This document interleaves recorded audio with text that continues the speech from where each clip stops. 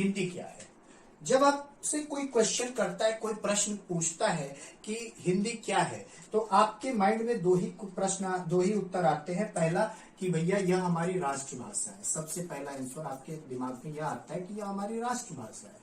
अगर उससे भी आगे कुछ आप सोचते हो तो आप कहते हो नहीं नहीं, यह हमारी मातृभाषा है। क्या बोलते हो? मातृभाषा।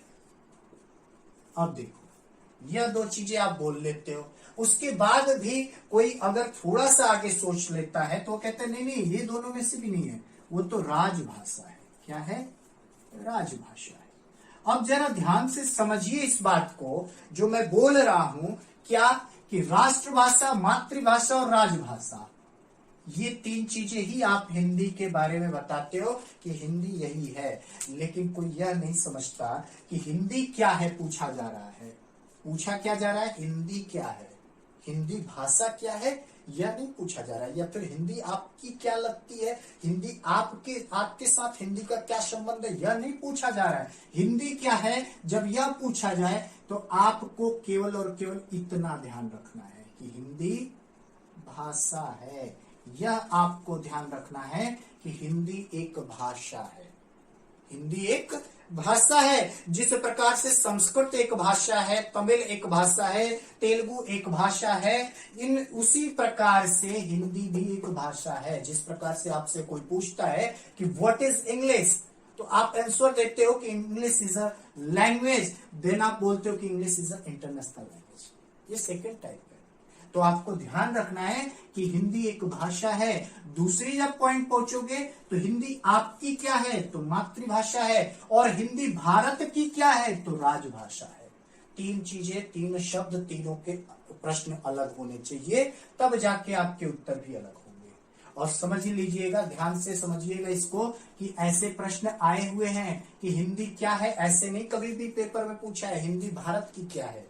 संविधान के अनुसार हिंदी भारत की क्या है, हिंदी या फिर संविधान के अनुसार किस भाषा को भारत का राजभाषा का दर्जा प्राप्त है, ऐसे पूछा जाता है। यह नहीं पूछा जाता कि हिंदी क्या है। हिंदी क्या है अगर प्रश्न आएगा तो उसका सीधा से आंसर भाषा है, क्लियर कट आंसर है, ध्यान रखिएगा। और राजभाषा की जहां तक मैं बात करूं तो राजभाषा क्या होती है और मातृभाषा क्या होती है, तो मातृभाषा मतलब मातृ एक संस्कृत का शब्द है जिसका अर्थ होता है मेरा। वैसे तो यह माँ का तत्सम रूप है, यह माँ का, माँ शब्द जो आप बोलते हो मम्मी को, उस माँ शब्द का तत्सम रूप मातृ होता है। और मातृभाषा जिसको इंग्लिश में नेटिव लैंग्वेज आप कहते हो, यह मातृभाषा यानी जिस माँ की भाषा आप सीखते हो, मम्मी से जो भाषा आप सीखते हो, तो तकरीबन जो हिंदी भाषी क्षेत्र हैं, 9 क्षेत्र हैं हमारे पूरे भारत में जिसको हिंदी भाषी क्षेत्र बोला जाता है। 9 राज्य ऐसे हैं जिनको हिंदी भाषी क्षेत्र बोला जाता है। तो इस क्षेत्र की जो मातृभाषा है, वहां का जो बच्चा पैदा होगा तो वह कौन सी भाषा बोलेगा,